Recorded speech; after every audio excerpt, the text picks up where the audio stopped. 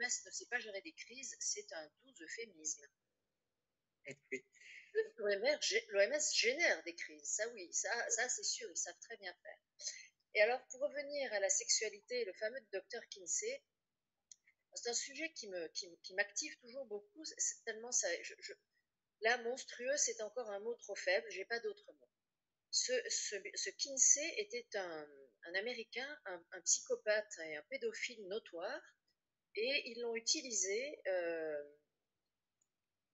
pour parler de sexualité des enfants. Ce gars est allé recruter dans les prisons des pédophiles et des psychopathes, et il a fait des expériences sur des bébés. Ouais. Ils ont pris des bébés, ils les ont torturés, et les cris de douleur étaient assimilés à des orgasmes. Vous voyez le niveau d'inhumanité, je ne sais pas quel mot il faut trouver, pour faire d'abord penser à faire des choses pareilles et les réaliser, et ensuite en faire une théorie. La théorie, c'est que la sexualité infantile existe. Alors évidemment, chez les psychiatres, on a autant de courants que de psychiatres, j'exagère un peu, mais il y a tous les gens qui vous disent si, il y a une sexualité infantile, il y a tous les gens qui disent ah non, il ne faut pas mélanger les termes. Bon, il n'y a pas de consensus clair, mais c'est sûr que, selon moi, alors là je ne donne que mon opinion, hein, je ne représente pas l'ensemble des psychiatres, dire sexualité infantile, c'est deux mots qui ne vont pas ensemble. Parce que nous, quand on parle de sexualité, on a des représentations d'adultes. Que l'enfant découvre son corps, que l'enfant joue avec son corps, ouais, et alors, ça fait partie du développement normal de l'enfant. Maintenant, d'assimiler ça à une sexualité infantile, déjà le verre est dans le fruit. Et je reviens à ma perversion, je disais la grenouille qui ne savait pas qu'elle était cuite, j'appelle ça la perversion par glissement. On part d'un thème où on peut être effectivement à peu près d'accord, puis petit à petit, comme ça, par tout petits pas progressifs sur des années, sur des dizaines d'années, vous soulignez tout à l'heure que ça a commencé au début des années 90, oui, c'est pas récent, en effet, ça fait 35-40 ans, petit à petit, et puis on arrive maintenant à des monstruosités. Donc, je reviens aux fameux théories de la sexualité infantile. Il y a des tas de bouquins de psychiatres éminents sur le sujet. Mais maintenant, on en est sous couvert de ah oui, il faut quand même faire des cours d'éducation sexuelle à l'école parce qu'on se retrouvait avec des jeunes filles de 14-15 ans qui ne savaient pas du tout ce qui se passait, puis elles se retrouvent enceintes, elles arrivent aux urgences parce qu'elles ont mal au ventre, elles accouchent. Bon, d'accord. Bon, enfin, entre ces cas qui sont des histoires rares, des cas de chasse, comme on dit en médecine, hein, voilà, et en faire une généralité pour tous les enfants, et maintenant des enfants tout petits, et leur apprendre l'anulingus, la cunilingus, la sodomie à 6 ans, je crois qu'il y a quand même un juste milieu et à trouver et raison garder. Donc je trouve de nouveau que c'est monstrueux. Je sens, Jackie, que tu as envie de rebondir. Oui, je dis que c'est vraiment criminel parce que les enfants n'ont ni la maturité physique ni la maturité psychique pour aborder tous ces problèmes. Image à l'appui, c'est traumatisant, c'est effractant, c'est un viol qu'on commet là.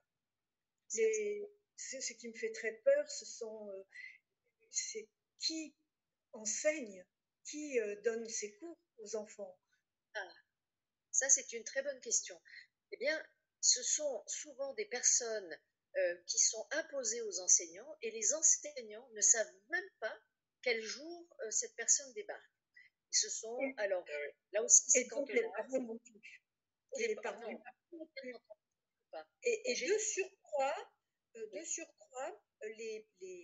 l'instituteur ou l'institutrice n'a pas le droit de rester dans la classe lorsque ces gens viennent donner des cours. C'est ça. Voilà. C'est ça. J'ai des et enseignants patients, c'est obligatoire. Donc, oui, on ne peut même pas y échapper. Même si les parents ne veulent pas, c'est obligatoire. Et nous, ce qui nous avait choqué avec Jackie, c'est que, donc effectivement, Michel soulignait que ça vient de l'OMS, mais en fait, ça vient même de plus haut, l'ONU a fait une étude à laquelle ont collaboré donc l'OMS de façon importante, mais aussi l'UNICEF, Donc l'UNICEF, en fait, on a l'impression que c'est un organisme, une institution bienveillante qui sauve les enfants. Et en fait, quand on commence à regarder de plus près, on s'aperçoit que non. Donc l'UNESCO et d'autres ont participé à cette étude.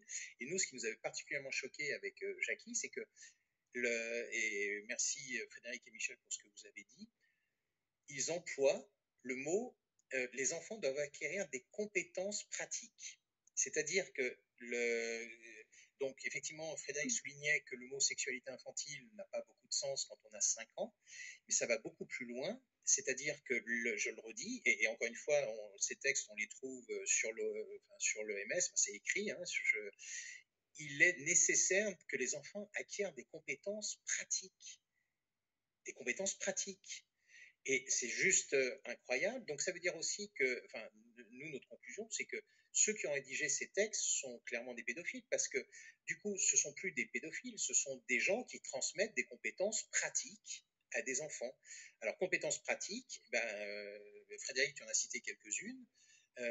Et alors, en plus, ce sont des cours publics. Et puis, il se pose une question. On sait qu'il y a peut-être 20% des enfants en France, tout au moins, qui ont subi des attouchements ou qui ont été victimes d'agressions d'ordre sexuel. Quand ils sont au milieu de cette acquisition de compétences pratiques, mais ça doit être insupportable, quoi. Enfin, et voilà ce que fait l'OMS en matière de sexualité. C'est imposer d'acquérir des compétences pratiques. Et quid de la valeur du consentement éclairé en fonction de l'âge? Alors là. À partir du moment où on leur transmet des compétences pratiques, il n'y a plus besoin de demander leur consentement, puisque finalement c'est pour leur bien que ces gens-là leur font ce qu'ils leur font. Voilà. Nouvelle perversité, hein, c'est on te fait du mal, mais c'est pour ton bien. Et c'est toujours pour ton bien.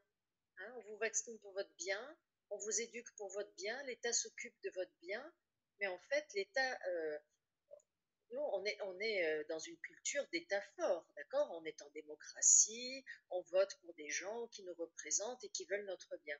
Et on s'est rendu compte petit à petit, là aussi, c'est dévoyé depuis des dizaines d'années, qu'en réalité, on n'est pas du tout en démocratie, que ces gens ne s'occupent pas du tout de notre bien, et que, pire, ils sont en train de déléguer toutes leurs compétences régaliennes vers le privé. Toutes leurs compétences régaliennes. Hein, et ça, et tu disais, Patrick, très justement, c'est l'ONU au-dessus, l'ONU, l'UNICEF, mais oui, toutes ces agences à 3 lettres qui ont l'air comme ça au-dessus de tout soupçon, mais oui, c'est merveilleux, c'est pour notre bien, en réalité ne font que nous pervertir, que nous rendre malades, que nous maintenir dans la peur, parce que c'est un système très effrayant